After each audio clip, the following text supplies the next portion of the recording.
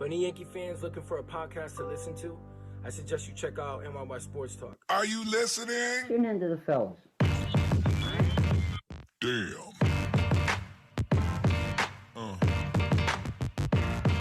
Yeah. Yeah. There's no BS, there's no drama. Just feel like you with the fellas talking baseball. Welcome back. This is episode 225 of the NYYST podcast. I am your host, Christian, as always, joined by my co-host, Chris. Yo. And he's back. Go Yank SGR. What up? We're going to go hard on the R today because WrestleMania has a pirate theme because they're playing. They're having. You should have told me that, bro. Well, you should keep up with decked topical things. Because WrestleMania is at Raymond James where the Buccaneers play. I'm waiting for somebody to jump off the Tom Brady in there? ship. Is Gronk? Did Gronk show up? He is a former wrestler. He did. He did, but he went back to football. You know, some would say that he's Super Bowl. Yeah, you know. I heard he got it. When did WrestleMania choose the venue? It was supposed to be there last year, but COVID kind of screwed things up. Damn, so Tampa Bay's got like a lot of revenue coming in over Super Bowl. And now WrestleMania. Yeah, you're right. Do they sell out the whole stadium for this or what? Watching it on TV, it doesn't look like there's any social distancing at all. But they said they only sold 25,000 tickets for each night. Still, but the fans are sitting right on top of each other if you're watching it. Yeah. So. On top there. Which is a very vast. What do I want? What's the word? It's like a vast difference from watching the. I don't know how far Raymond James is from the Trop, but it's very different watching. There's probably more people in the front row at WrestleMania than there are watching the Tampa Bay Rays. probably makes more money off the Super Bowl and WrestleMania than they'll make from the Rays all year.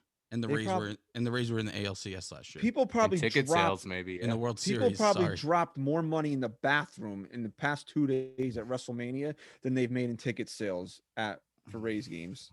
Probably. Right. So we got a new little intro there. That was Chris was keeping that a big secret. We got some help.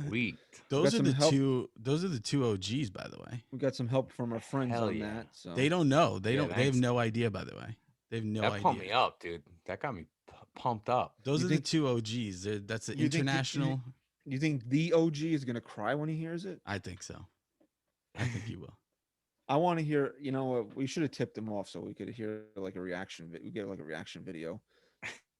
They'll they'll be tweeting at us, but Patrick will be tweeting at us at like 5 a.m. because he's his time zone. So Ireland. He's in Ireland. But yeah, they have no idea. It's like 5. Isn't it like 5 hours? I don't know. All I know is the dude's up at 5 a.m. to watch Yankee games. So I don't want to say he does a lot of cocaine, but I don't know anybody else that doesn't sleep the way he doesn't sleep without being on cocaine. Yeah, I think it's just. I think in Ireland, beer affects you just like cocaine. I think Patrick's just more get up, have a pint. That's what they call it. Grab a pint, fellas. Yeah, well, and then that's it. We need a day in the life, Patrick. Like Americans get sleepy as they drink. Irish people, they just fucking. It's like speed. So we announced a couple weeks ago this was going to be the final season, but pending a lot of different things still. But we really wanted to end it with a World Series, and clearly that's not going to happen. So no, it's over, right? It's over. It's done. So before the end of this show, we definitely need to have Patrick on for a little conversation, just a little back and forth with the actual OG. I mean, I'm sure you guys could think back, but like I can't really remember a guy that supported the show first and longer than Patrick. And obviously there's been others along the way. Don Sicario's probably number 2. I'd be number 2 for sure. For sure. So if this is going to be it, to have them in the open is pretty cool. So this is what the show is. The show is for the fans. I mean, we're doing it for our listeners. It's not for our health because I'd probably I don't know. I'd probably take years off my life doing this show. We probably got significantly less healthy doing this show. Right. I would definitely say that's probably true. Considering we started the show in 2017 and my peak of physical health was in 2016. So it's been going like this since Cor- then. Although correlating although my- you were like 400 pounds 6 months ago, True. and now That's you're true. and now you're back to being a regular sized human. Yeah, but that Uh-huh. still doesn't mean I'm healthy. Shit. So Right. definitely. Look, one of the highlights of this show, even though Ryan botched it, he did. Let's be honest, he fucked it up. Was Punch on the Pod. It's still one of the Definitely. highlights of the show, Definitely. Yeah. dude. Well, you it would've- was a clean turnaround though. It was. It was. The setup was nice. look. I love you like a brother, dude. But you know, at that point in your life, your health was probably course. like, yeah. I mean, I was probably days. I was days away. days away from But the dying. padding helped. The padding if helped. if you would have taken a legit shot to the face with a regular Oh. boxing glove, you would have never Yeah. recovered. I wouldn't have no. felt it. The reason why I got fucked up from it was because of the actual. It wasn't the force, right? Obviously, it didn't hurt. was I Now, did wasn't it hurt? expecting it, so Yeah. it shook my brain because I was Right. getting No, I snuck up on you. because I was also getting ready to get really pissed off. If you go back and watch the video, I was getting ready to have a rant, and so my blood pressure was boiling at the time. And when you're that big and your blood pressure's boiling, you're Yeah, done. one thing. You're one done. little- You know, Chris had heard that they were going to make a Chris Farley biopic, and he wanted to get in on Why that. do you I was both like- call it a biopic? Biopic. Biopic. Biopic. It's not like a biopsy. It's not like you're doing a biopsy. Well, it's tough though. It's tough. That's a Biopic. tough. Yeah, but it's like biography. So you take that syllable, you go bio. get it. But I get it. Listen, get- you're but not in the bio- business. You're not in the business. I am, and I was told that you can say it either way. And since you know, like encyclopedia is really the correct Yeah. pronunciation. If you're in I- Scotland, You know, biopic. yeah, Biopic. dude. And I was in an Biopic. Oscar nominated. I think it's Oscar nominated movie. It's a mix between a biopsy and so- optic Yeah. surgery. You know, Ryan, I love you like my co-host brother. I really do. And I Sure. was gonna watch Thank the you. movie Thanks for saying- to support. Don't I was watch really it. gonna It's watch the movie to terrible support you, movie. but I heard it was all prop. So Yeah, it was a Oh, lot of yeah. prop. Just wasn't what you know. I don't know. It wasn't. a Yeah, good but movie. here's the thing, and we'll get into Yankee shit. I know we're the protester in the courtroom though. He was kind of cute though. Who was that? kid You? back there? Is that you? Yeah, man. But we can. Here's the thing: we know it's going to win Best Picture, right? So we can say we have someone on. Well, the it's show. no. I don't think it's gonna win. Really? Well, if it No, does, it'll win best screenplay. I think. and we're it'll talking win. about Chicago 7, Trial of the Chicago 7. yeah. If it Starring does me. win, we can at least say we have someone from Yeah, we 2021. should start using that in that promos. should be a promo. Yeah. they haven't done an Oscar From- since that movie No. came out. No, this will it's be. eligible for this year. That'll Yeah, be our it's- promo for the show. Oscar award From winning. the Oscar award winning Best Picture Trial of the Chicago No, 7. we don't even say that. We say Oscar Yeah. award winning SGR. We just drop. Right. Just go right Okay, with that. perfect. Technically, it's true. It would be true. Yeah, 100%. I mean, if that doesn't save the show, I don't know what will. I agree. right. But you know what could possibly save the show, and we're not being facetious in saying this, is leaving us a 5-star rating review. Subscribe on YouTube. Tell a friend. Pick up your phone. Text. Phone hey, a friend.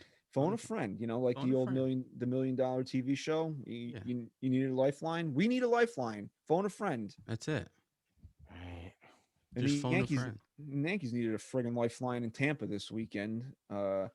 It managed to salvage the final game of the series. They won 8-4 in 10 innings. And for any jackass out there, I still hate the extra inning rule. Yeah, seriously.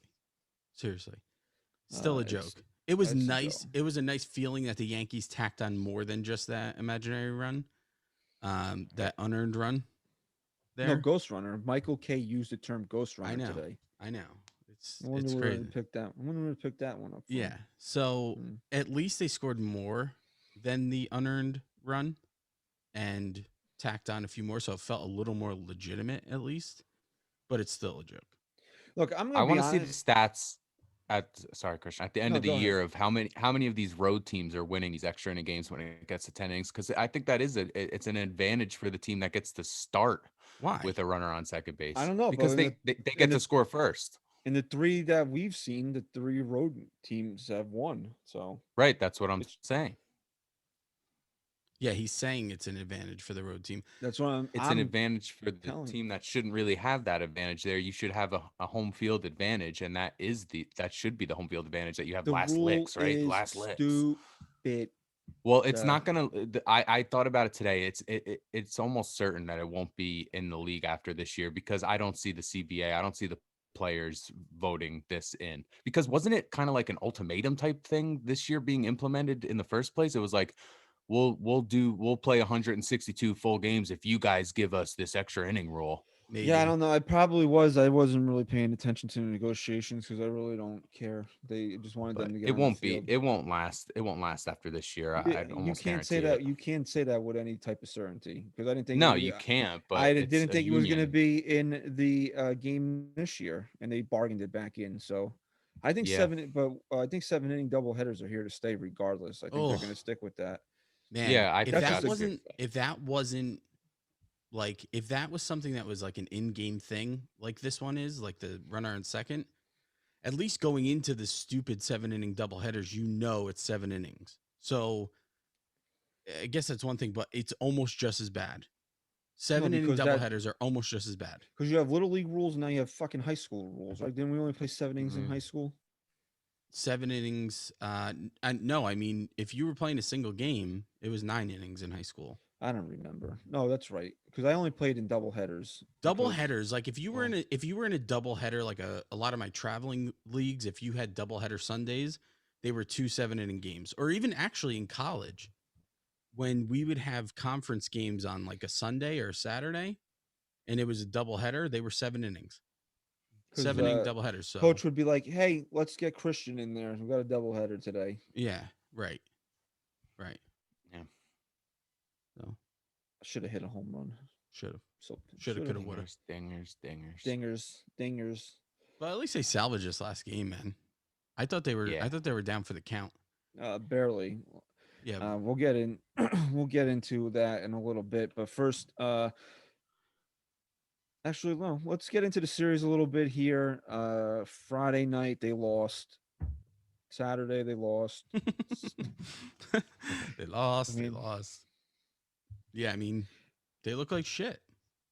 So so first of all, Friday night they lost. It was actually Friday afternoon. It was a 3 o'clock start because it was Tampa's opening day. Corey Kluber made the start. Did he even get out of the third inning? I don't remember, to be No. honest with you. No, you didn't. So let's look at Kluber's line from Friday.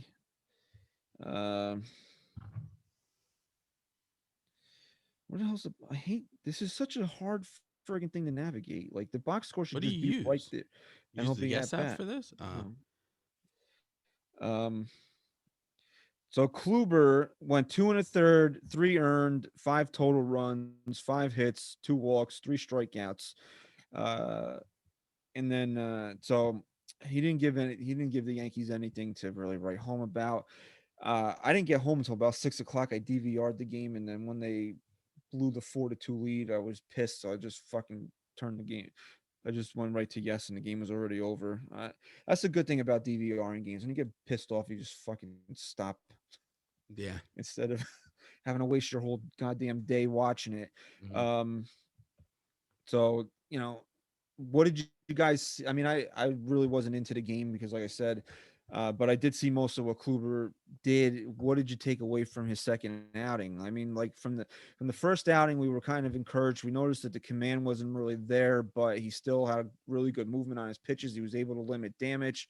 The Yankees won that start, so he was able to keep him in the game, get him a win. But I mean, things kind of blew up on him. The defense was shoddy again, which has been a problem with this team. But again, he didn't limit damage, which is still part of the problem.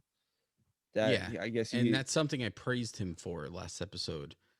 Clearly, he didn't have it, but and I didn't get to catch a lot of that game because we were catering to the 17 fans that showed up to the Rays opening day, and we had a 3 o'clock game. But here's something I'll say that the Yankees need to start really thinking about. with a guy like Kluber who has a short leash right now. He's building himself back up. We can't be making this guy. I mean, go back to his first outing. Even though he was great, he was throwing extra pitches because his defense just wasn't behind him. So what? He gave up 2 unearned runs, correct? Yes. Yep. So I mean, look, it's no one's fault but Kluber. He just didn't have his good stuff. But at the same time, I mean, was that just a Rosarena? Because yeah, no, because I was looking at the box score. Can we stop talking about that guy? I mean, I'm not going to bring his name up, but I was just looking at the box score from Saturday's game, and it popped up. But you gotta, man, this defense. You have to give him the opportunity to be efficient. They're not even giving him the opportunity to be efficient. I mean, you're making the guy throw way more pitches than he has to. He's giving up unearned runs. And it is what it is. He had a bad outing, and the Yankees lost. What was the final score of that game? 10-4? 10-5. 10-5. So, with Kluber on the mound, and I'm speaking more of when he gets into his full groove. With Kluber on the mound, when your offense is putting up 5 runs, you got to win those games. You should be winning those games. Right now, again, he's on a short leash. He's got to build himself back up. I'm not gonna, just like I said when he was great, don't go crazy over it. We got to see. I'm not gonna go crazy over this either. He obviously has to build himself up and turn that around. He has to have very few outings like he did the other day for him to step up the way we need him to. Yeah, what was really, I guess, the most discouraging thing from Friday's game is that they fell behind. What was it, 2-0? Then they stormed back. They had the 4-run inning, and then before you blinked, in the bottom half of the third, they were down again. Well, that was the storyline of the whole series. Here's what the problem is that the Yankees continually let the Rays eat their lunch. Remember when the Yankees used to be the bully and they used to walk into the lunchroom and steal everybody's lunch money? Yes. Now the Yankees are letting that happen to them by the Tampa Rays. It's getting frustrating, and you want to say that it was nice to get that win today, but the series was already a fucking wash. They already lost the series. You need to go into Tampa and make a statement and say, you know what, 2020 was 2020. You kicked their ass in the regular season, you beat us in the postseason, but 2021 is going to be our year. And they didn't do that. Then Saturday they get shut out. I mean, Rich Hill started Friday. Then Chris Archer pitched, what he pitching, a friggin' inning before he left with injury. Yeah. An inning or two. He pitched two and a third innings before he left with injury, and then they couldn't touch the Rays bullpen. I mean, and then Herman pitches that game. He allows 4 runs. At what point do the Yankees say to themselves, enough is enough? And is today the jumping point? Is today the jumping point where they say to themselves, we're not going to allow ourselves to be beat by the Rays anymore? Because if you watch the game, and I watched every pitch of the game today, they squandered so many opportunities in this game today. I don't want to say they got lucky, but Rougned Odor, dude, that was a little duck snort that found grass. I mean, sometimes you got to get lucky, and sometimes you just got to find. Hey, but let's not downplay it. No, right?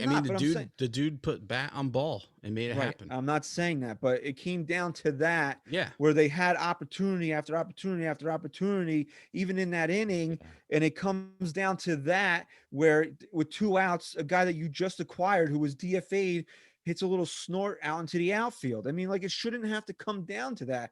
And yeah, maybe that was the thing that woke them up, because then Gary laces a single, and then Gio rips one. And then, then you see the dumpster fire that it is, that allows the Yankees an extra run because the ball hops over Margot's head. I mean, you want to give the guy an error. I don't think that's really fair to give the guy an error, because any other park in Major League Baseball, he's lined up to field the ball. All of a sudden, it things like, you remember you used to put the quarter in the thing and get a Super Bowl and you used to bounce to the fucking moon. That's what it looked like. Yeah, it did. Yeah, because they have the old school fucking turf on there still. Yeah, that's the E-Trop. Like it's not even just the roof that's terrible in that fucking place. Right. It's the ground too. All around. Top to bottom. Top to think bottom, piece of shit bottom. stadium. we saw it today. Aaron Judge didn't know where the hell the ball was on one of those on that one home run that Montgomery gave up. He thought he Right. had a beat on the ball, and he wasn't even really near where the ball landed.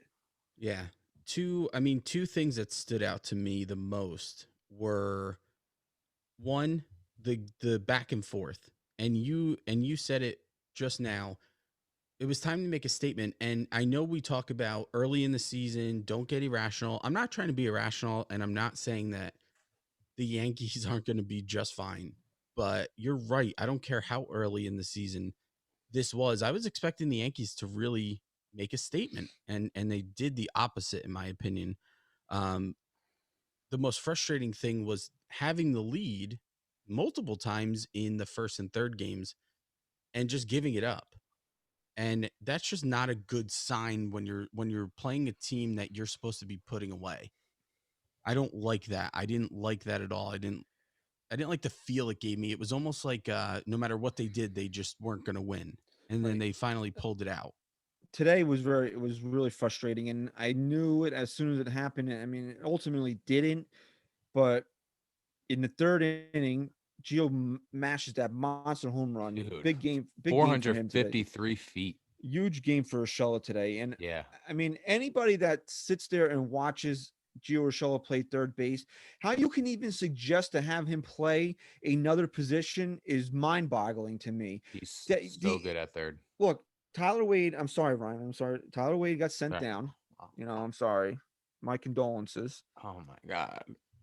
But the answer isn't to make I'm Gio so Urshela. over him. Oh, now you guys are broken up now. The answer isn't to make Gio Urshela your shortstop.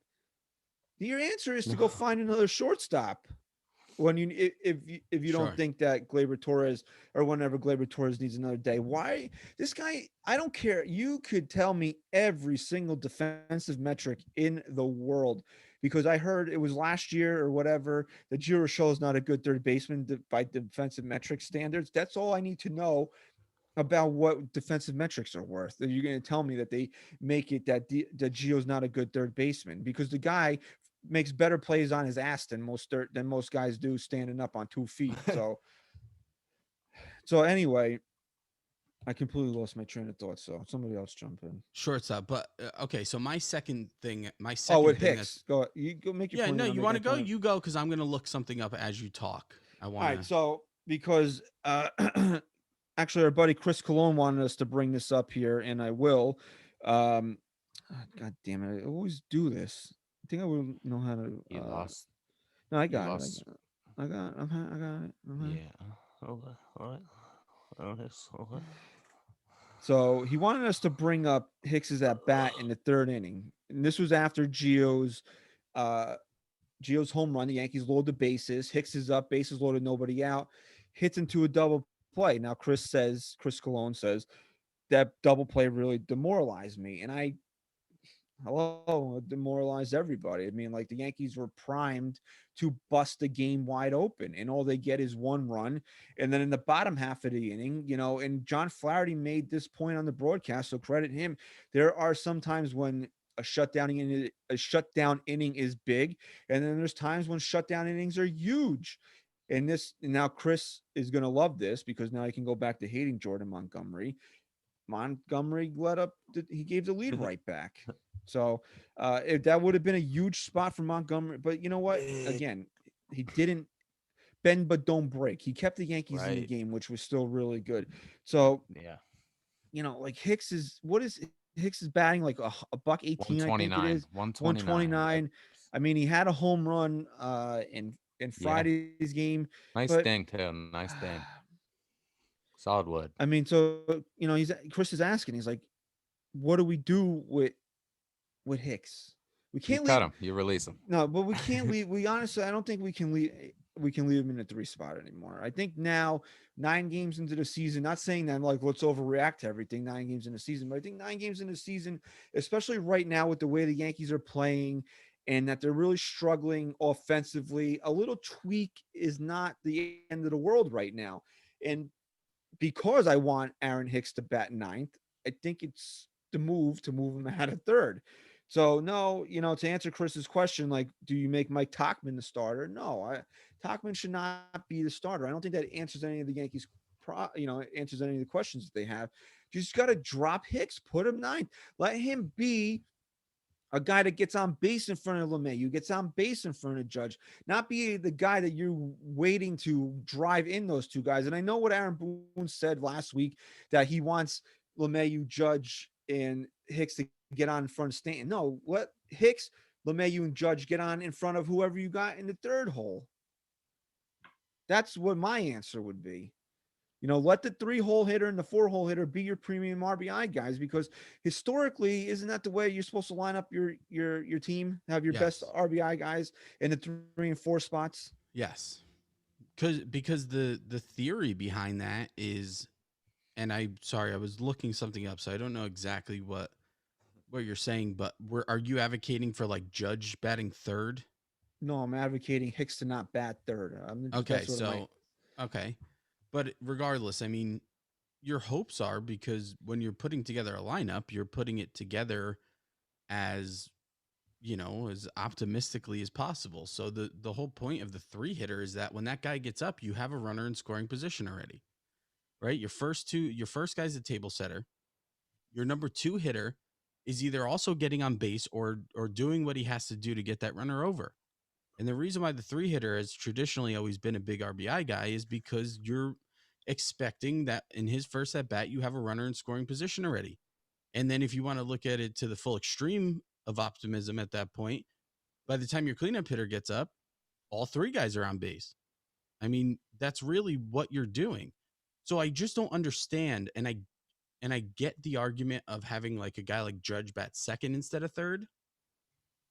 But I can't fully comprehend the fact that you wouldn't want him in the 3-hole, right? Because we've seen just the Yankees don't have any other legitimate 3-hitter right now.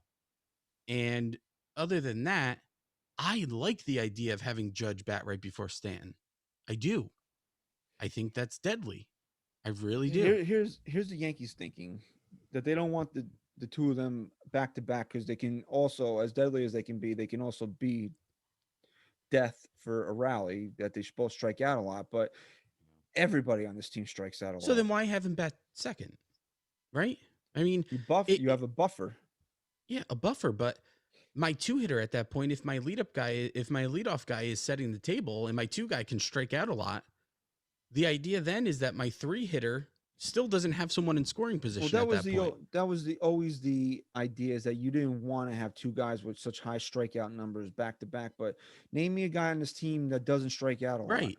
And then name me 2 guys back to back, at least when they're on, that a pitcher is going to shit his pants the most over. I mean, for me, it's a lot of it has to do with the mentality of the pitcher as he's going through your lineup. And the fact that you have Judge batting before Stanton is going to make, as long as Stanton's on somewhat of a hot streak, Judge is going to see a lot better pitching.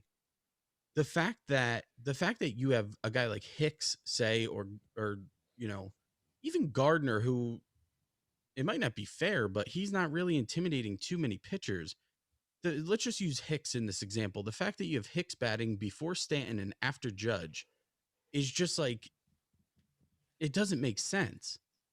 You want a guy batting before Stanton who can be deadly when hot. You want that guy to also be a guy who's one of your best hitters. So the fact that it's Hicks, let's say, it just really doesn't make sense to me. Somebody needs to get hot and get behind Stanton, because Stanton's lost right now. Well, let's hope that this was somewhat of a catalyst for Torres today, because I'm screaming in my car when it was 0-2, and I'm screaming that he sucks. Right. I'm listening at this point on the radio. I'm screaming that he sucks, whatever, and then he gets I think it was 0-2. I think he had an 0-2 hit 0-2. to tie the game, which was huge. And you hope that kind of sparks something. And Kay brought this up on the broadcast, that Hicks is like, not Hicks, Torres is like a 211 hitter with 2 strikes. And you're saying you're probably, and he's right in saying, he's like, you're probably saying that's terrible. Well, league average is like 170 or something.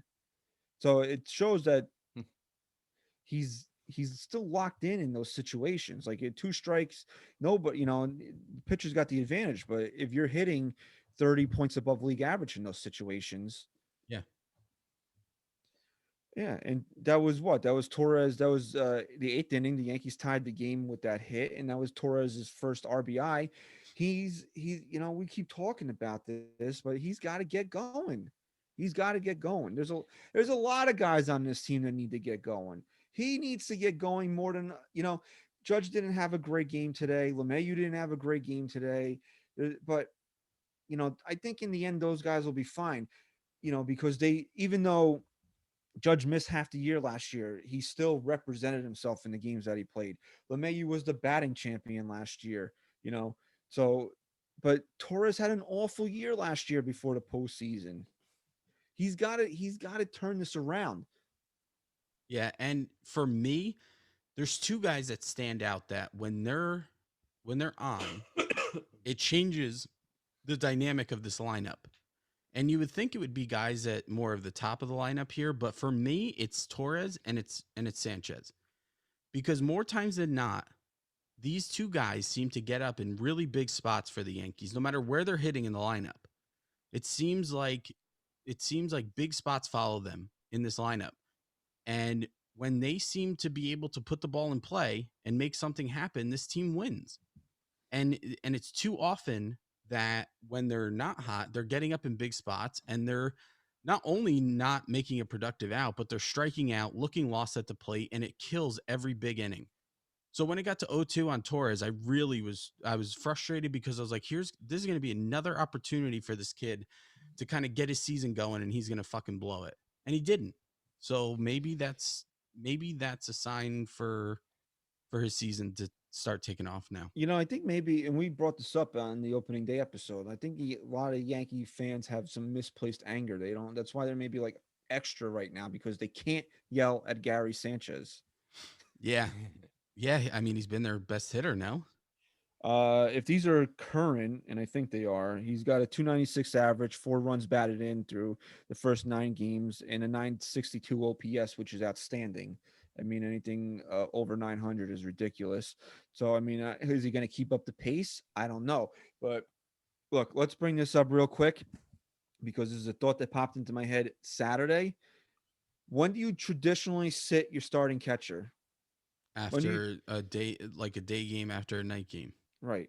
So when Gary Sanchez, even though it was still technically a day game, I think Saturday would have been the perfect time to give Gary a day. Yeah. They didn't do it. Who's starting tomorrow? Higgy. Who's on the mound tomorrow? Cole. From yeah, Monday. Yeah. So what Gary you're saying Gary started all three. Gary started all 3 games on the turf too. Let's keep that in mind. Right. You know how to. Right. So pretty much let's see through the smoke screen here. If he's sitting and they tell you it's anything but them wanting to match up Higgy and Cole, they're bullshitting you. Because right? the Yankees are off Thursday, so we'll come back. We'll do a show Thursday like we did last week for Friday morning. If I'm wrong, I'll come on here and say I'm wrong. But right now, I mean, line them up. And again, let's reiterate this point. We're not even arguing it anymore. We're not saying they're wrong for doing it anymore, right? Because if Cole's going to have games like he did last time out, do whatever the fuck you got to do at this point. I don't care. I just want to win a World Series. It's just the storytelling that's annoying now. Like, we're not dumb. I know some of us seem dumb, but like, just like you were able to use a little critical thinking there and put the pieces together. If you're going to sit Gary and you know how the Yankees talk about the turf nonstop, turf is the fucking killer. If you're ever going to do it, it would have been Saturday. It would have been Saturday 100% or one of these games. So if it's tomorrow, give me a break. And that's fine. Just tell me. Just be honest. That's all I'm asking. This is what we said on Thursday's show. Just be honest. Be like, Higgy's his catcher. And then we'll be like, okay, fine. Yeah. He's going to go out. If Cole is caught by Higashioka Monday and spins another gym, that's it. That's all I want. I don't care. I know look, we've had discussions about this in the past of you don't want Garrett Cole to have a personal catcher, and I don't really want him to either, but it's not unprecedented for aces to have their own personal catchers. I don't care. If he's going to do that with Higashioka, I don't care anymore. I'm not going to fight the fight, but don't lie about it. That's all I'm going to say. That's it. I think part of the Yankees' reluctance to just be open about it is that they don't want to discredit Cole in saying that, because Cole's not the one asking for it. So I don't think they want to discredit Cole and make it seem as if they feel he needs Higashioka to be successful. But just, again, kind of open up about that. Just be honest, even if it's a superstitious thing, even if it's just like, look, it's not even that we feel he's a better pitcher with him on the mound or whatnot. It's just that it's been working, whether that be just coincidentally or not. It's working. So why not do it? I don't know if you were actually watching the game at this time. You said you were driving, but they caught Cole and Sanchez having a conversation in the dugout, and it was a little animated. Gary's always got that look on his face anyway, that he's always perpetually pissed off at the world. It's just his, I don't know, it's just his face. So I don't know. It seemed like he was irked by something, but I don't know. He's always got that kind of like look on his face. I don't want to read too much into how he feels, but I'm saying to myself, what are these two talking about? Gary Sanchez will never have to fucking catch. He's never going to catch Garrett Cole. Well, Susan went on for about 10 minutes about how Garrett Cole is just, he's so much more than an ace. Because like he's going up to pitchers coming out of the games, right. And it's like, and again, when Montgomery came out of the game, I don't know where you were at the time, but yeah, that's what she was talking about. Montgomery sat next to Cole, and they were and it was like class was in session there. Yeah. And but I don't know, Susan and Cole have a thing. I don't know. They do. I don't remember if I was what Cole's it was. wife, I would be looking into this a little. Yeah, I'm not saying it's that, but I am. I want to bring up, now that I mentioned Gary Sanchez's attitude, I want to bring this up because Phil Mushnick, we get accused of a lot of shit by people misinterpreting what we say on here, but Phil Mushnick is an actual racist, okay? Because he actually had this to say today, and I'm going to read it. Last week, and this is in reference to Gleyber Torres.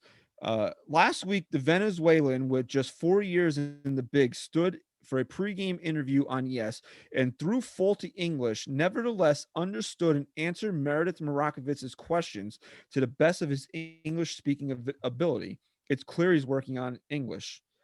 Then he goes on to say, Gary Sanchez, after 7 seasons with the Yankees and before that with the club's farm teams, still can't be bothered. He relies on an interpreter, still deficient in English as he is in fundamental baseball skills and awareness. Okay, I'll say this about Phil Mushnick. I'm going to start by prefacing by I think the guy's a piece of shit. If you go back to when he talked about the Nets. Right, you saw that? Jesus Christ. And look, I'm not sitting here, and I'm not going to call the guy a racist. I'm not. I'm just not going to do it because he never blatantly came out and said something direct of making them any other race inferior. But what he was trying to do was mock Jay-Z being some type of owner or agent or whatnot. And the way he did that was disgusting. I'm not going to repeat what he said in the article, but you can do a quick Google search and read it. Completely inappropriate. And if I were, I think, who do you write for when he wrote that? The Post? I believe so. I mean, he'd be fired immediately. And I wouldn't sit there and even call him a racist. I just call him a fucking idiot for thinking that was a good way to get his point across. What I'll say about this is, again, Phil Mushnick is a piece of shit. And the way he says things would lead you to believe that the guy is probably a fucking racist. He probably is. At least if I'm going to interpret what he is, that would be my first guess. But I don't entirely disagree with his ultimate point. And again, the way he made that point, just like he did with the Nets, is despicable. And I think he's a moron. But I think that it is important for these guys. And here's the thing that he should have followed up with.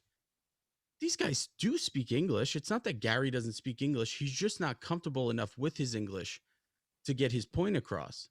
And who knows how much Gary's been working on it.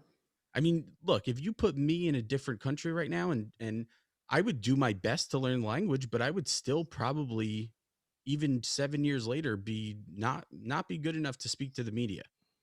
I would not be. So who's to say that Gary's not working on that? A good journalist, a good reporter would have actually had that conversation with Gary and confirmed that before he went and made those allegations against him. So I'm not going to say that his point is necessarily wrong. No, it's wrong. I think it is very important for any player who is not a primarily English speaking to work on the English language. I think it's important for all of us. Just like if we were to go to a primarily Spanish speaking country, that it would be important. But to make those allegations without any evidence of that they're not trying to is what's wrong, in my opinion. And the way he does it is a disgrace. No, he's completely wrong for even bringing it up. Number one. Well, it's pointless. I mean, it's just pointless. No, because you're using the fact that the guy doesn't speak English, which is false. Number one, to knock him as a baseball player. Absolutely. Right. That's what I'm saying. What he's doing and using to get across is wrong. So, I mean, are you not paying attention when I just said, I'm not saying you, but like I just said 5 minutes ago, that he's having a conversation with Garrett Cole in the dugout. There's no interpreter around. How's he talking to Garrett Cole? Exactly. That's exactly what I just said. I mean, the guy, if you open your eyes and you did a little bit of journalism, like let's do a little bit of journalisming, okay? You would know he speaks English. I just don't like that shit. I'm sorry, I don't. It's just because again, like you said, if you went to let's say you moved to Mexico, right? You moved to Mexico, dude. And look, I understand it's different than speaking with people that are native to the land. It's a completely different dialect or whatever. I completely understand that. I took Spanish in college and in high school. I didn't learn shit. And I'm sure that if I moved down there, I would barely be able, even if I lived there for 7 years, I'd barely be able to get by with saying basic things. Yeah. And if I'm trying, and like you said, with the media, if you're trying to speak to thousands of people, I would never feel comfortable in my Spanish to have my point be conveyed the way that I would want it to be. Yes. So I that's why I'm saying I think it's important for these guys to try and to work at it just for their own personal lives, not necessarily to speak to fans. When you're speaking to the fans, here's what I care about. I don't care about you taking time to learn how to speak English. I care about you taking time to learn how to not hit 186 or whatever he batted last year. Like that's all I care about with Gary. I don't care about anything else. I don't care what he's doing with it, what language he's learning or whatnot. Is it commendable? Like, do I think it's great that Gleyber Torres has really worked hard to speak the English language? Yeah, but that's something that is an individual thing. And we don't know how much Gary has done that. And it's just more of a wanting to get his point across. And I think it's just, again, with the whole article, the thing that's pointless, the thing that's wrong with it is that it's pointless. It has nothing to do with Gary, the player. And to bring that up as a point is what makes me start to question Phil Mushnick or whatever the fuck his stupid name is. It makes me question his intentions. Anyway. Right. Okay. You know what? Based on the article, because he does commend Torres, and maybe doesn't scream racism there because it just seems like he has this intense hatred for Gary Sanchez for no reason. But then when you back that up with the way the article was written about when Jay-Z took part ownership of the Nets, I mean, you still have to start put the pieces together. You still have to start to put the pieces together. You do. But here's the last thing we'll say about this, and then we'll move on from it. How come it was never lazy or he didn't care or he wasn't working hard when Masahiro Tanaka used an interpreter? No one ever said that about him. Why is this why is this something we used to knock Gary Sanchez? Another guy who obviously spoke English. And when we did hear him speak English, he was always funny as cracking hell. jokes. He was hilarious. So like, again, it's just such a pointless thing to bring up, in my opinion. If you were doing an article and doing some research and stuff and an article on professional athletes from different countries and learning to speak the language and what it's done for their lives and as athletes or whatever, and you want to bring that up and use that as a point, that's one thing. But you're reporting on the New York Yankees at this point. Who cares what language they're speaking? No, honestly, as long as you could communicate with the pitcher, who that's cares? all I care about. Yeah, as long as they know fastball's coming, okay, curveball's coming. All right, let's talk it over. As long as Garrett Cole isn't choosing Higashioka because he just truly can't understand Sanchez, like I don't care. Then I don't care, and it's pointless. So the post, before we move back into other things, the Post was really on a roll this weekend because Joel Sherman actually wrote an article about how the Yankees should trade Gleyber Torres for Trevor Story. And Trevor Story, when's his contract up? When the season ends. Oh, so he meant like as a rental too, like stupid point on top of a stupid point. We're saying. Yes. Okay. Good job. I'm not even going to argue the point that you might think that Trevor Story is a better shortstop than Gleyber Torres. You can think that. He probably is. I think it's fair. I think as of right now, that's fair. But anybody, if you're getting paid to cover baseball, on what level does it make sense the Yankees would, Ryan, when is Gleyber Torres a free agent? 2024? Can you look that up, please? I know it's years down the road. Yeah, give him up for a rental. If you're going to give him up for anyone, it should be a rental for sure. 2025 right. This is 20 free agency. Yeah, so after the 2024 season. Okay. So the Yankees have him under team control for 2024. So let's already say let's break this down in a couple different ways. Let's already say how stupid it is that you would trade your starting shortstop who you have under control until 2024 for a guy that is a rental. Let's say how that's stupid point number one that is, okay? Mm-hmm. Point number two of how stupid that is why would you take an asset like Gleyber Torres and trade him for somebody that plays the same exact position that he does? Mm-hmm. Number three, why would you take that asset in Gleyber Torres and trade him for the same exact position that he plays when you can just turn around in a couple of months and write a check for Trevor Story? Mm-hmm. And point number four of how stupid it is, why would you then waste an asset like Gleyber Torres on the same exact position when you know that other teams out frozen you need? So why would you ever suggest to trade Gleyber Torres for another shortstop? Tell me that you want to trade Gleyber Torres for starting pitching and then use other assets to get Trevor Story. That makes a little bit more sense, doesn't it? Well, here's where you debunk the whole narrative to begin with. Who's a better shortstop, Trevor Story or Corey Seager? I guess I would probably say Corey Seager is a better shortstop. I like Corey Seager better. That's me personally. I'd say Seager. Who's available out of Trevor Story and Corey Seager when the season's over? I believe they're both free agents. Of right now, I think both. Yeah, both. Got it. So like to your point, you could just write a check for. Let's not forget, there's maybe a better shortstop out there than Trevor Story. So instead of just waiting, and as much as I hate him, Carlos Correa might be the best of anybody that hits the free agency market next year. I'll say this about Carlos Correa.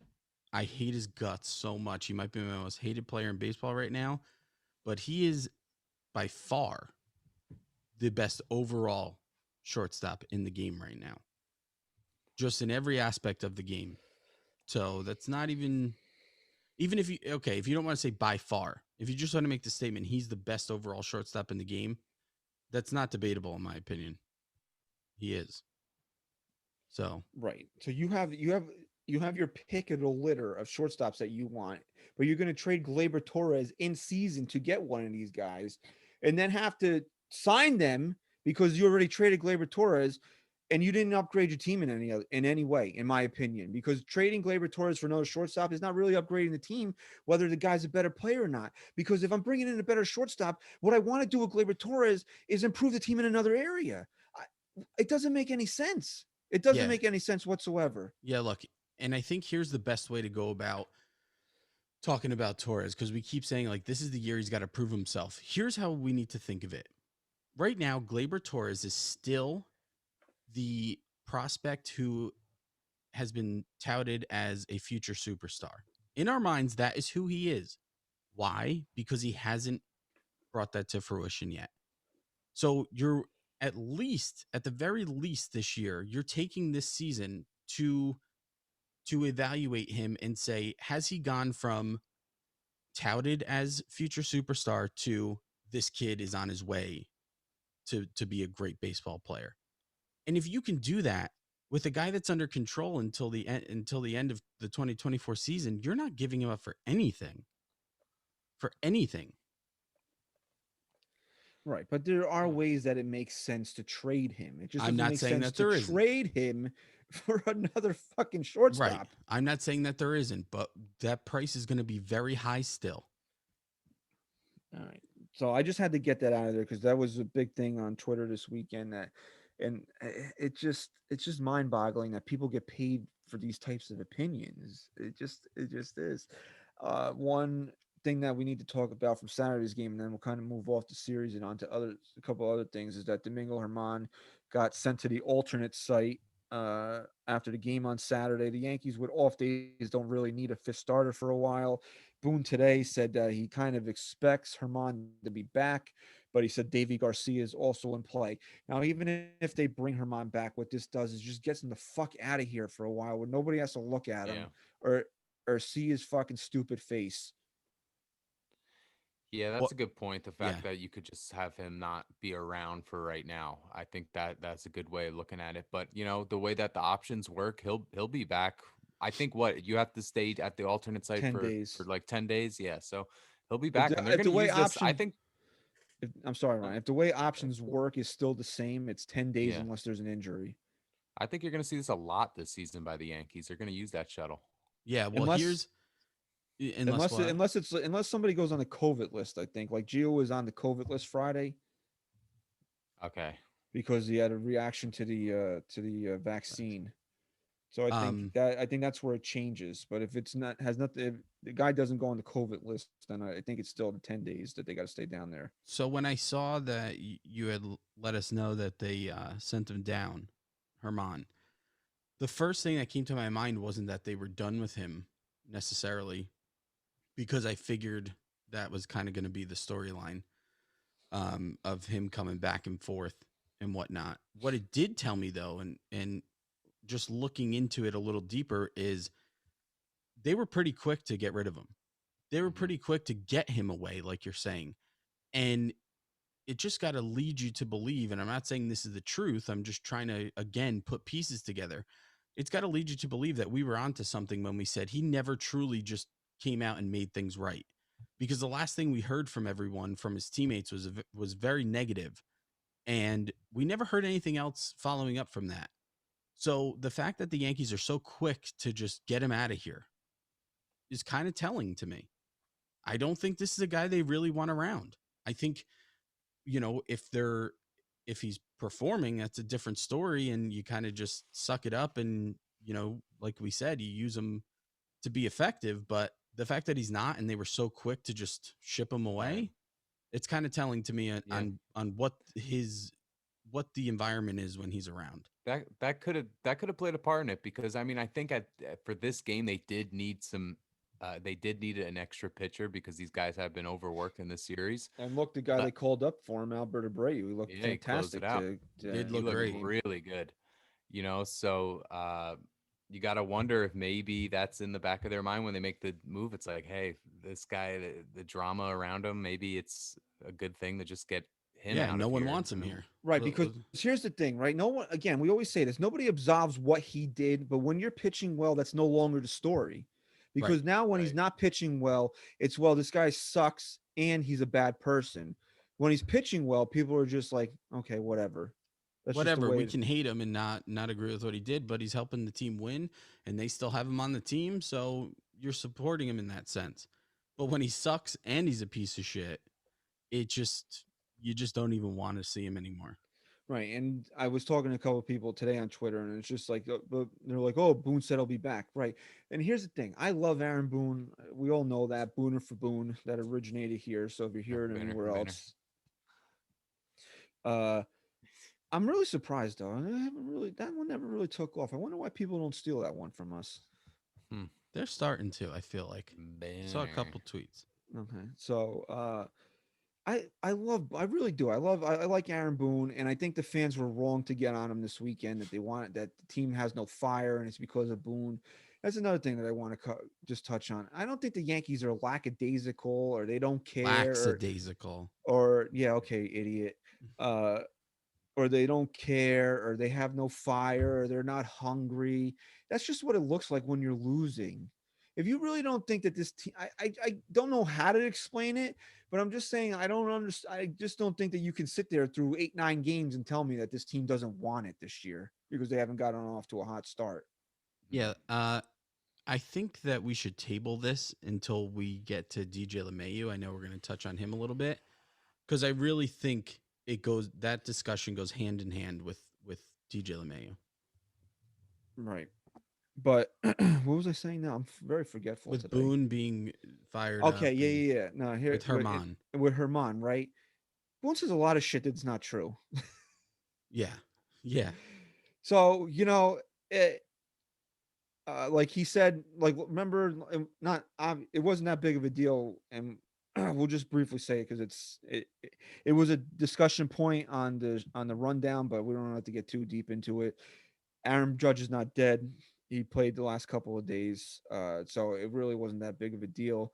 Although I don't know anybody that wasn't holding their breath when he's chugging around the bases when Gleyber Torres' single. Like your immediate reaction isn't joy that the Yankees tied the game, and it's did Aaron Judge get hurt? Yeah. Because you just anytime this guy has to exert him or Stan, anytime these guys have to exert any type of energy beyond, you just want to see him hit a home run and jog. At this point. But Aaron Judge appears to be fine. He said that it was something that he felt in the Toronto series, so I guess that debunks all the vaccine talk that it was something to do with the vaccine. Mm-hmm. But yeah, so it appears he's fine. He played the last 2 games, so he's not dead. We don't have to worry about that. But I don't know. Maybe he'll sit tomorrow because of the turf. You know how the Yankees are with the turf. But remember, like last year, whenever it was, Aaron Judge came out of a game in the 5th inning. Oh, he's fine. There's nothing wrong with him. And then they put him on a milk carton for 6 weeks or whatever it was. He was. Yeah.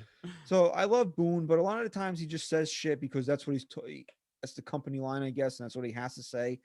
And he says, "Oh yeah, Herman will be back," but it could be true. It could not be true. But at least what it does at this point, it gets him out of here. We don't have to look at him. We don't have to talk about him.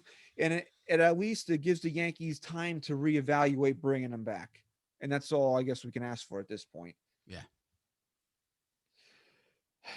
All right. So I guess I don't know what else is on the show. What else is on the rundown here? Frazier. Is that it? Aside from Frazier and DJ, I believe. We wanted to get to. Yeah, so let's get to Clint Frazier. I don't know what he ever did to the Yankees, but they still hate him. They still hate this guy. Why, after 7 games, is he on the bench? I understand. No, look, a lot of people made this point. Nobody on this team is hitting. So, why is it taken out on Clint Frazier? Because I guess that's the easiest guy to take it out on, because you wouldn't want to sit Hicks. I mean, I get you might statistically, but if there is one guy you'd want to replace, it would be the righty for the lefty in Frazier. Yeah, but he's your start. But here's the thing: if he's your starting, I know. I'm not. Yeah, all right. I'm saying if he's your starting left fielder, you want to give him a day on Saturday. You want to give him a blow, give him a break. He's been slumping. I get it. I have no problem with that. But like we said with Gary Sanchez and Higashioka, once you do the thing that you said you weren't going to do, it lends you to believe that you were just lying about it in the first place. Then Kyle Higashi, like we said, if Higashioka starts on Monday night, we know that the Yankees were full of shit. Sanchez just started on opening day to avoid the drama, and Higgy's Cole's catcher. So now when you sit Frazier 2 days in a row, all that talk about him being a starting left fielder is horseshit. Yeah. Because the minute he slumped, you went to Brett Gardner. All right. Let's see if you can agree with me. I think there's 4 three factors contributing and a possible fourth to this. Excuse me. The first one being, and I think possibly most obviously, is that the Trop is not the easiest place to catch a fly ball in the outfield. And maybe the Yankees, they felt this series was a big series they needed to win, and they wanted to shore up the defense. Gardner made some nice plays defensively too to back that point up. So maybe that could be one thing, but there's some other things that can be contributing. The second thing being that Gardy's kind of hot right now. Not hot, but he's making things happen, let's say. And the third being that he's a lefty. And obviously, back to point number 2, he's making things happen and Clint Frazier isn't. And third, he's a lefty. And the fourth, and I didn't have time today to look into this, but I wanted to. Did we look at any matchups that Gardy had the upper hand in a significant way? It wasn't pointed out on the broadcast, so I don't think that it was any type of significance, because know that they have all that stuff in front of them. I just find it very hard to believe that the Yankees are just giving up on Clint Frazier. But everybody else is allowed to slump except for Clint Frazier. Yeah, that's what I'm saying. You know that to be true. When he started the season, he was batting 500 through the first 4 games. That was fine. Then he had 2 or 3 games. Now his average is down to 250 or whatever it is.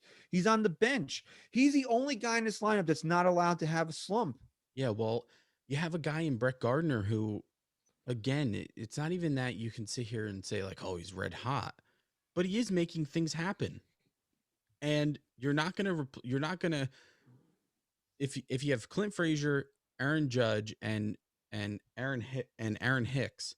What my answer is going to be, so don't ask. All not making anything happen, right? Let's just say at any given time. Oh, Chris, I promised before we do this, I promised people we would do this today. So can we just do this before I forget again? Yeah. Can we just do this, please? Sure. Going back to the Domingo Germán talk, when Aaron Boone called Germán in his office, he had just a couple of words to say to him. I think it was like he got an email and it was something serious, and then Cashman said in the email, allow yourself an hour and a half to sit down, we have something to say. And then when he got into the office, it was kind of just like, get the fuck out. Okay.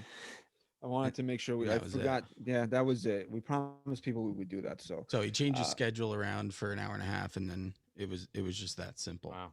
Okay. But at any given time, if you have Hicks, Judge, and Frazier all not making things happen, you're not going to replace Hicks because you need. Yes, you are, because he sucks. Hold on. You need the reason why you're trying to get Gardy in is because you want another lefty in this lineup. Well, Hicks is a switch hitter. He's the only other guy. So he's not going to be the guy that you're pushing out that quickly. Judge is Aaron Judge. Doesn't matter what he's doing. He's not going to sit for Gardner.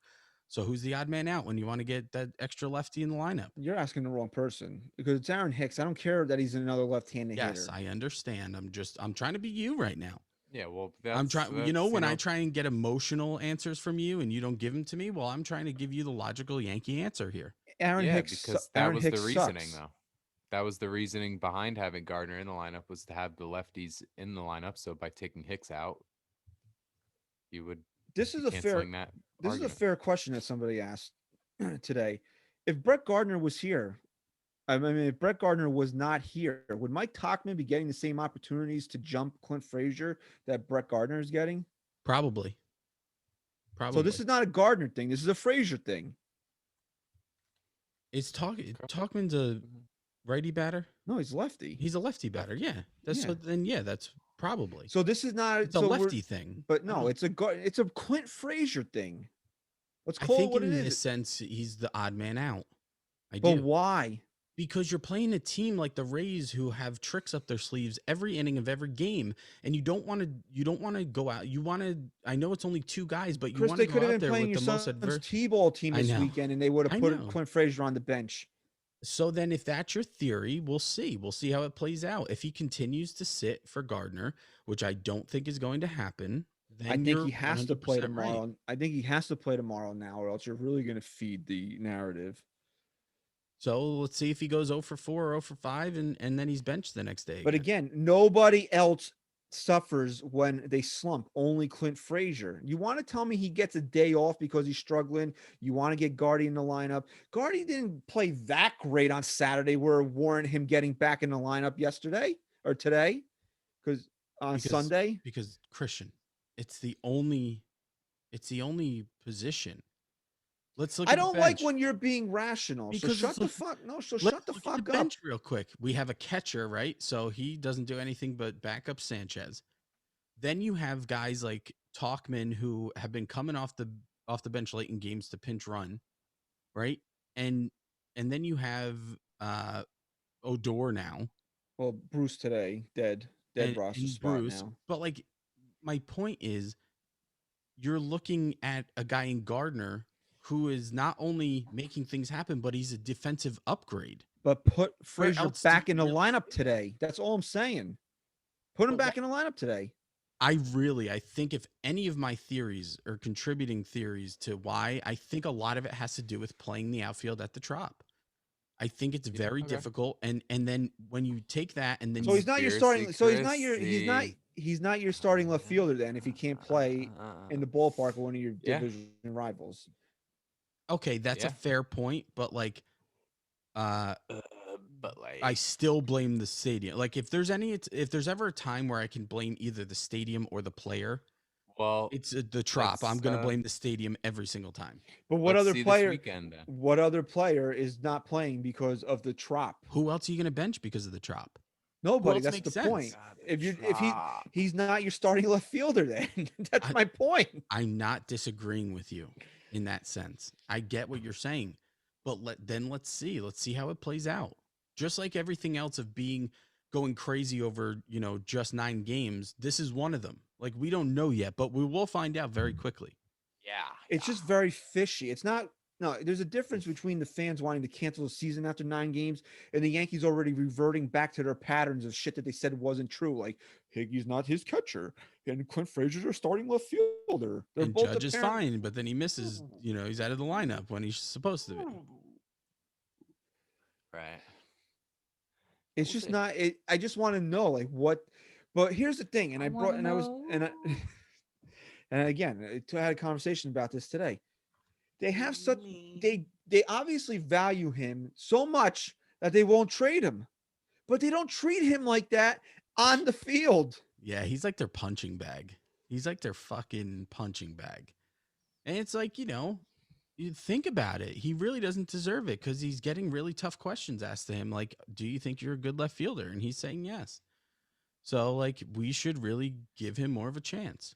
And that's another thing. I don't even want to know why you brought her up into this when she, there was a whole nother big thing is that she was prying around Stanton's business earlier this week and asking him if he was vaccinated. Number one, that's none of anybody's business. Your personal medical information is your personal medical information. If you want somebody to know that you're vaccinated, then you tell them that. It's not the reporter's job to go out there and ask questions whether or not you are vaccinated. Have you had side effects from the vaccination? That's not your business. No, you're not there. You're not there. You're not interviewing Dr. Go Fouch yourself. You're interviewing a fucking baseball player. So ask him baseball questions. Yeah, like honestly, it just goes back to how lazy it's like they all have an award at the end of the year that no one knows about, and it's just the laziest journalist gets the award. And it's like, how lazy can we be today? What's the laziest question we can ask this guy? Oh, okay, I got it. Do you think you're a good left fielder? That's a good one. How can we top that? How can we top that? COVID is still very serious. I think people should still take precautions. I think people should get vaccinated. But I also think people shouldn't pry into other people's business about it. And the weird thing about her that really pissed me off is we talked about this is when she snitch tweeting people, fucking taking pictures and putting them on Twitter that they weren't wearing masks at Steinbrenner Field. Who the fuck are you? You're not the mask police. And these people are sitting in their seats, social distance from strangers. Don't worry about it. First of all, you can't even use the excuse that I'm concerned about my personal health. You're not allowed near the players. It's none of your business. Yeah, it was like a husband and wife making out in a section by themselves. Like literally, they were the only people in the section. Oh, if Stan gets, even I can still get coronavirus if Stan's not. No, you can't because you're not allowed near John Carlos Stan. So shut up. Yeah, you can't get it through Zoom. So I attacked a woman. So there you go. I'm playing up there to you my go. character. Just getting one under your belt. I got to do what I got to do. We're going to go out. I know you probably never saw it, but in Rocky Balboa, in the final fight, in his last fight, in the final round of the fight, the kid says to him, Pop, you don't got to take any more chances. You already proved everything you need to prove. And Rocky goes, I got to go out the way I got to go out. So fuck it. If this is the final scene. It's like it kind of goes. It kind of like coincides with the CC Sabathia mentality that like he wanted to go out with everything he had left, and that was it. That's what we're gonna do. We got anything that we have left to say, we're just gonna say it. You hit. Yeah, I hear you. Good Ryan, points. we're gonna have to do a whole pod on the if we ever launch the Patreon, we're gonna have to do a whole pod when he finally drops the director's cut of Rocky 4. I'm gonna do a whole show on that. Yeah, boy. You guys really should do a movie pod. I think it would be great. We did. We did the one time on the Avengers movie, and I don't know if it really ever went anywhere, but we had a good time doing it. All right. Yeah, that's true. All right, so we'll get back onto this now. And no, I'm not misogynistic. I just like playing into the character. It's fun. It's a character piece. It's character piece. It's just funny because you get attacked for not even doing anything wrong. And then the one time that you actually will take a shot at a woman and it has nothing to do with her being a woman, just her being shitty at her job, could be a fucking green Martian. It's like a lot of times people scream racism and sexism and shit. It's like, no, I'm just really going based off merit and competence here. And her competency level is very low. And I always say this, whether or not I like you has nothing to do with your race, your religion, your creed, your sexuality, is whether or not you're a fucking asshole or not. That's it. Exactly. 100%. So somebody who came off to me like an asshole today was Michael K. And look, if there's anybody that should be immune from criticism in such a short sample size, it's DJ LeMahieu. Okay, we'll close the show with this. It's DJ LeMahieu. And we brought it up in, was it the opening day episode when he brought up how poor DJ hit in spring training? Well, today now he's bringing up about how terrible DJ LeMahieu's been with runners in scoring position, because now you're just feeding a narrative. You're creating a narrative and you're feeding it. LeMahieu, look, he was bad today. There's no other way to say it. DJ LeMahieu was bad. We got fair is fair. DJ was bad today. Bases loaded, double play, killed a rally, boom. And then there was another spot later. Was it in extra innings or in the ninth inning? He came up and he I think it was the ninth still. Right, fielder's choice. That's now he's 2 for 10 with runners in scoring position. The guy's hitting 200 when he was leading the major leagues or close to it in the last 2 years, hitting and runners in scoring position. To me, and this is not me bringing out my Yankee pom-poms and defending a guy, I just don't think it's fair. 10 at-bats into the season with runners in scoring position. Now you're going to start pushing a narrative that DJ can't hit with runners in scoring position. I like to use like society and cultural things to incorporate why we are where we are as fans. And I think this is a good one. In life, I think it's very important that people earn certain things with you. So in this sense, as fans watching players, certain players have earned a certain amount of respect and confidence from you. That's part of being a fan of a baseball team.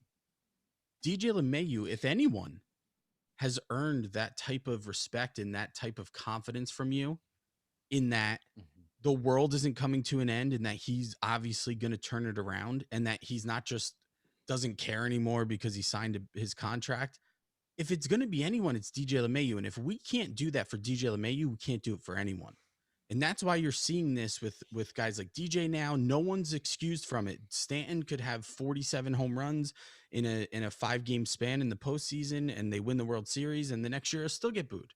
That's what this is now. It's no longer, it's too much of what have you done for me lately with guys that have earned a spot in this franchise, in this organization. DJ LeMahieu, if anyone right now, has earned that. That's a big thing. That's something that in society will never progress if people don't earn certain things that they can kind of fall back on. DJ LeMahieu is that guy. If you are seriously sitting here and questioning if DJ LeMahieu is going to be DJ LeMahieu before he isn't, right? I'm not saying that it can't happen, but right now, this guy did right here. Who? Ryan took the under on the batting average this year. Remember that? that was just him playing a little devil's advocate, though. DJ sucks. But like, come on, if there's one guy, who's the guy that you're always gonna say 100% is going to be okay? Because Judge isn't even that guy right now, because we're just like, yeah, no, he'll be good if he stays healthy. If like DJ's the guy. I still want DJ LeMahieu up in all of those moments that he failed at in 100%. this series. I mean, who cares? It's one series. He did have it happened earlier in the year too. I think it was first and third, one out, and he grounded into a double play. I mean, but and that was another thing Kay was saying. He was like, I hit into another double play. That's happening way more than you would like. Like, what the fuck are we even talking about right now? Yeah, it's crazy. It's 9 games. It's crazy. There's nothing to it more than that. So, right. So that's the question I posed in the rundown. Are you even remotely worried about DJ LeMahieu right now? No, it didn't even cross my mind. I was frustrated when he was up because, he comes up to the plate and you're like, here we go. This is going to get things going. And then he grounded out into the double play, but it's like, whatever, he'll come back out tomorrow and the bases will be loaded and you'll still expect that he's going to come through. The Yankees next 10 at bat, if I can guarantee to put one person in the Yankees next 10 at bats with bases loaded, 10 out of 10 times, I'm going to put DJ LeMahieu up in that situation. Absolutely. And that's the part I'm talking about that's earned. And and this is where I wanted to incorporate the whole fire in the Yankees. Think logically just for fucking 1 second. And I'm not sitting here and saying they've looked good, right? We're not making that argument. They've been frustrating over the first 9 games of the season, of course.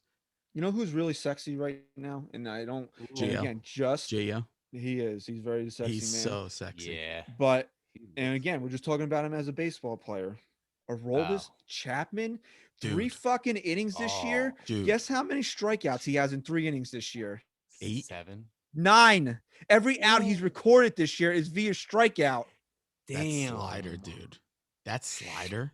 And there's something, he's out here to prove something this year, because how many times have we seen, especially recently, that he's not hitting 100? He's not hitting that triple digits until 102 June, the other day. July. This fucking guy's hitting 102 already in this part of the season. And then he breaks off the 89 mile per hour slider in a fastball count. Gross. It's wild. It's wild. But anyway, I wanted to bring up Chapman. No, I'm glad you did. So if you could just think logically for a second, we can start off by saying no one's showing up to the stadium going, hey, you guys care today? No, me neither. Right? Like, everyone fucking wants to win. Okay. So here's something I'll say. I'll give you a 7 on that one. Thanks. I was telling Christian, I really like how he's really rating a lot of my life performances now, and it's building my confidence. Just the way you were like, nah, that was a 7. So like, good. That's the first thing, right? And the second thing is, being someone who's played on a lot of competitive teams, chemistry, everyone thinks chemistry starts first and then comes the winning. That's not true. Okay. Winning starts first, and that's what builds the chemistry. When you're winning, that's when you see guys having a good time. That's when you see the swag on full force. That's when you see the confidence of no one's going to fucking beat us. And that's when the chemistry really, really just comes together. Right. So did sorry, no, you can go. So did the Yankees look like they cared and they were having a good time and they had fire and emotion and passion when they put up 4 runs in the 10th inning today? Yeah. Yes. Right. And people think because they're $1 million athletes that they're robots. They're human beings. They have the same feelings and emotions we do. So if you're fucking sitting there frustrated and depressed and pissed off that they're not playing well, how do you think they feel? Right. Look at when Gio pulled up at third on his slide. He was going nuts with the dugout. Gary Sanchez, same thing on his single. They wanted to win this game today. Right. And so what you do as a baseball team who, you're off to kind of a shaky start. You're not really terrible. It's 9 games, whatever. You're 4-5. You start building on those moments. And now Christian tweeted this, I think. Now you have your ace going back on the mound tomorrow. This is He a good tweeted it. opportunity Yeah, for him to perfect come out opportunity. and do exactly what he did against the Orioles and to just kind of Mhm. dominate and let his offense continue to have those moments where they're coming up in big spots. And again, you continue to build, and that's when teams go on fucking benders of breaking off 10 wins, losing a couple games, and winning another 10. And that's why you have to be patient. And that's why I want to incorporate the whole DJ, he's struggling, are you worried bullshit? Because if there's one guy that we shouldn't be worried about, it's DJ, yet people are worrying about him. And it's like the fire's there, dude. If the fire's there with DJ, the fire's there with this team. If DJ's struggling right now, DJ, imagine how tough it is to get into a groove. Once this team gets into that groove, you're not going to be if there's one player you're not going to be questioning, it's DJ. So let's wait for that a little bit. Let's stop questioning all that shit, and let's wait. That doesn't mean that in the moment we cannot be frustrated. We should be. They're 4-5, and they played a team this weekend that you really, like Christian said, wanted to make a statement against, and they didn't. So yeah, of course you'd be frustrated, but to take this and then to use it as a look into the future is idiotic and pointless, and you're wasting your fucking time. Right. And we always talk about this on this show. Two things can be true at the same time. You can be upset and pissed that they're off to a 4-5 start. I'm not sitting here saying, yay, they won 4 games and they're 4-5 right now. That's great. Yay. No, it sucks, dude. I would rather them be 7-2 or whatever. How about this? We're rooting every game. We're tuning into every game because we're expecting a win. Right. Unless you're 9-0, you're going to be frustrated at some point throughout this season. But at the same time, after 9 games or 8 games, because they won it was really bad yesterday on Saturday. After 8 games, I'm no way am I saying to myself, "Oh, this season's over." Right. Until there's until there's a limited amount of games that are getting very difficult to overcome the position you're in.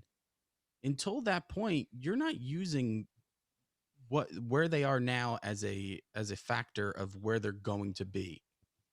You know, if it's the All-Star break and they're, 10 games out of first place, yeah. I mean, then start to fucking worry. That's 10 games and they're clearly not trending high, but even at that point it doesn't mean they can't do it. We've seen the Mets, how many games up were the Mets back in 2007 they or blew whatever? like a 7-game lead with 17 to play. Exactly. So like, but those are the Mets. I agree. But just in general, I mean, after 9 games, you sound crazy. Yeah. Can somebody, honestly though, can somebody do something for Jacob deGrom? It's wild. What did he do the other night? 1 run. He gave up over 8 innings. 1 run in 8 innings. Completely dominating performance. He loses the game. Can I read? He loses the game. Can I read my tweet that was sparked by the text that you sent? So you sent the text saying that over his last 78 starts, which is from the start of 2018, that comes out to 78 games, the Mets are 36-42 as a team, which is unbelievable. It's unfathomable. But then when you really start to look into his numbers during those games, what is it, like a 206 ERA? It becomes 10 times worse. Ready? So here's my tweet. Since 2018, DeGrom has started 78 games for the Mets, which is tied for 4th in Major League Baseball for any starting pitcher for a team. Among 94 starting pitchers with 50 games started or more, DeGrom ranks 1st in ERA with a 206 and 1st in innings pitched with 503, which is very significant to innings pitched. So there's literally nothing else he could do to be better. Exactly. So like the innings pitch is very significant to me because if you're leading all of Major League Baseball, it means you're going pretty deep into fucking every game you're pitching. And to have a 206 ERA tied in with that means you're not giving up any runs. So he's 1st in those two, but ready? In his decisions of the 78 games, he's 25-20. So he's only had 45 decisions out of the 78. Those 25 wins rank 36th in all of Major League Baseball for a pitcher with wins. And the team record of 36-42 is the 3rd most losses in Major League Baseball of any starting pitcher team This result. is the hands down best pitcher in baseball. You have the third most losses in baseball for any one pitcher. So if you're not winning games with Jacob deGrom on the mound, and when we had Sal Licata on last episode, he said the easiest thing for the Mets to do is to win deGrom's games, and they can't even do that. So then someone tweeted at me and said, we all know pitchers wins. And he wasn't making a terrible point. He wasn't saying that anything was stupid in the tweet, but he tried to say that pitchers wins don't matter, blah, blah, blah. But I said, no, in this context, it does. It does. It absolutely does. Because I'm not talking about the merit of Jacob deGrom here and how good he is. I'm saying that he only has 25 wins, having the most innings pitched and the lowest ERA in that time span. And that's the 36th most wins out of all the other pitchers. No, because you're not using wins as a barometer as how good he is. Exactly. That was my reply.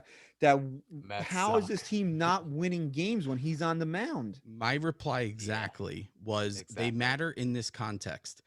When a starting pitcher is throwing the most innings and giving up the least amount of runs, yet ranks 36th in wins, it matters. Not to measure deGrom's success, but to show how badly the Mets are failing him. It sucks to see, and I hope the trend comes to an end. Because it's a disservice to baseball, really. When you have an ace like that, who's the best pitcher in baseball, disgusting.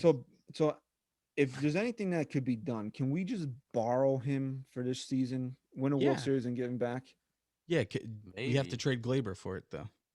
That's where it makes sense. In a heartbeat. If you mean to tell me that deGrom and Cole are my top two, and I have to start Tyler Wade at shortstop, Yank. I will go Yank. No, but then how are we gonna get Trevor Story, guys? Oh, forgot about that. Yeah, but they don't need. Glaber Torres is our only pathway to Trevor Story, apparently. So, all right, so I think that should put a bow on the Tampa series here. Again, like we said, man, it was really a series the Yankees needed to. I'm getting a lot of thank yous for the Yankees win today because I dressed my daughter in a Yankee jersey and I said, I meant to bring that up. I did it for good luck today. So, but you know what I'm thinking is you kind of have to do it every day, and you can't wash the clothes now. So no, I didn't let my wife put it in the laundry. I have it. Oh, there but goes you gotta have her clothes ready for her every day now. Same diaper. No. Same clothes. That's where we draw a line there. Yeah, I said that she doesn't have to wear it all day tomorrow, but when the game starts, it goes on. 100%. Yeah, that's the very least you can do. Yeah. So like we said, there's a series you wanted to see the Yankees make a statement, and you know what, dude, I don't know, man. It's just like they're gonna have an opportunity again, real quick, to do this because they're gonna play the Rays again this coming weekend at Yankee Stadium, but we'll get there when we get there. Coming up next is the Blue Jays in Dunedin, which they were saying the Yankees are probably going to stay at the same hotel because it's like a 20-minute ride from where they were staying. So it's Garrett Cole against Robbie Ray Monday. I mean, the Yankees got to stack. You got to start stacking wins when your ace is on the mound. So there's no excuse for them to lose this game. They already lost one game with Cole on the mound. We were just talking about how the Mets have failed Jacob deGrom through no fault of his own, and that's a two-pronged thing. Cole's got to pitch like an ace, and the Yankees got to go out there and back up their ace. There's no excuses for it. And then Tyone, I'm really excited to see what he can do in his second start. It'll be against Hyun-Jin Ryu on Tuesday, and then Wednesday, keep in mind, is a 107 start because it's a getaway day. It's going to be an important start for Corey Kluber to hope for him to bounce back against Stripling. So this is a series the Yankees got to win. The pitching matchups are in their favor. At least the first one is. You would say the second game is in favor of Toronto, and then Kluber should be able to go out there and outduel Stripling, or else at least the Yankees should be able to put up runs in that game. So this is a series you're looking to take 2 out of 3 from Toronto in their home away from home. At the very least. Yeah. All right, so like we said, the Yankees are going to be back. They're going to have an off day on Thursday. We'll record Thursday night talking about the Toronto series, and then it'll be time for the Rays once more. So please follow us on Twitter at NYY Sports Talk. Again, leave us a 5-star rating review. Subscribe to the show on on YouTube. Tell a friend, send out a text, tweet. Like we said, man, the easiest and simplest way. When I post on Monday morning, or whenever we do the second show, you see the link for the show, hit the retweet button. And not that it was a major thing, but in the last couple of times, I've seen a little uptick in the retweets that we get on those. So I do thank everybody for that. So just let's keep it rolling here. Let's see if the Yankees can get on a roll. And Stat Guy Rod, do you have any comments, questions, or concerns about your status with the show because you're on probation for having to yank the last 2 episodes? Well, I'll have to talk to my people about it and we'll work something out. But maybe I'll put you guys on probation. All right. I guess that's all Stat Guy Rod has to say. That's all we have to say. So thank you for listening to episode 225 SGR. Go Yanks. Chris, say goodbye. Peace.